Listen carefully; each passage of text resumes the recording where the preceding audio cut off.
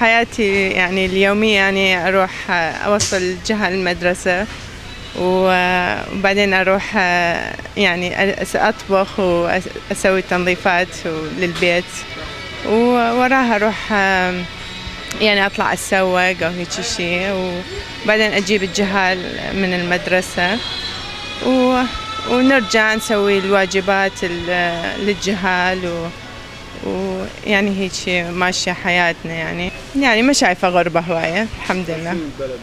ايه الناس كلها طيبة هنا، العراقيين كلهم حبابين.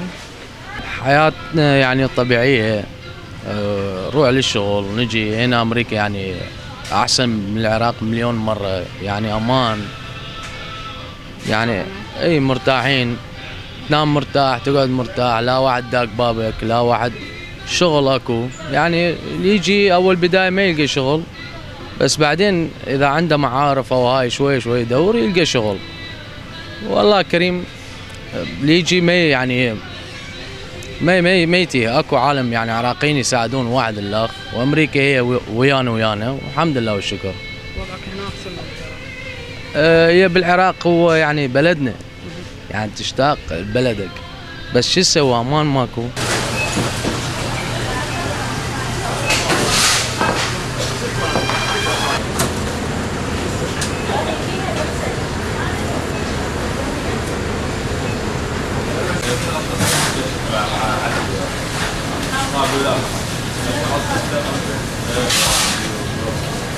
صحيح احنا هنا نروح للشغل، نجي بعدين الشغل البيت، التسوق هاي، بس مع ذلك يعني مرتاحين هنا والحمد لله والشكر.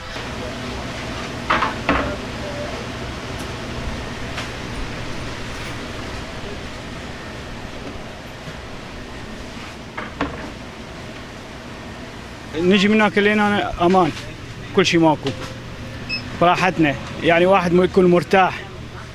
غادرت العراق بسبب تهديد، وجيت هنا وشفت الأمان اللي موجود بهذا البلد والاستقرار وحياة يعني مستقرة، وما عندنا أي مشاكل، يعني شغلنا دا نشتغل، موفرين مستلزمات الراحة والحمد لله والشكر. وأتمنى خير العراق وكل العراقيين، يرجع بلدنا خير وسلامة والحمد لله والشكر. والله بالنسبة للروتين اليومي هاي عادي تقريبا مثل ما كنا بالعراق، الصبح والشغل، بس هنا الوقت أكثر. بالعراق أكو مجال للحركة، الشغل، الراحة. هنا شغل من الصبح إلى الليل، ويا دوب يا دوب يا دوب يا دوب تلحق على عيشتك. حياتي بأمريكا عبارة عن شغل ومدرسة. أنا أداوم كلية 4 أيام بالأسبوع، من الصبح للعصر، أرجع أسوي دروسي.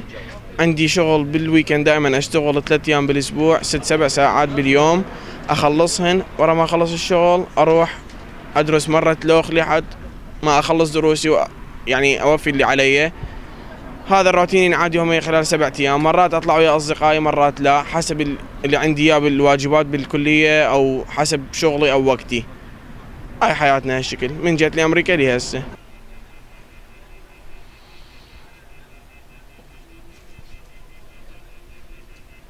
أنا يعني مستقرين وأولادنا تروح للمدارس. طبعا أفضل حاليا من بغداد، يعني حاليا على هاي الظروف. بس أريد أقول بهذا اللقاء، طبعا هو ماكو أحلى من الوطن وأحلى من بغداد الحبيبة، أيام الكرادة والبغداد وشارع الربيعي. وش قد راح نبقى هنا، وش قد ما راح نعيش، ما راح نقدر ننسى أيام البغداد. أمورنا زين بأمريكا والحمد لله والشكر، يعني بس مو مثل ما كنا قبل بالعراق. بالعكس، قبل كنا بالعراق أحسن، كان عندي محل كنت أشتغل على حسابي والأمور كانت زينة وماشية. بس بعد 2003 لا شوي الأمور تدهورت، وطلعنا من العراق وجينا تركيا، وبعدين اجينا هنا والحمد لله والشكر ماشية. تأقلمنا ويا الوضع، وصار عندنا أصدقاء وصار عندنا معارف هنا والحمد لله والشكر.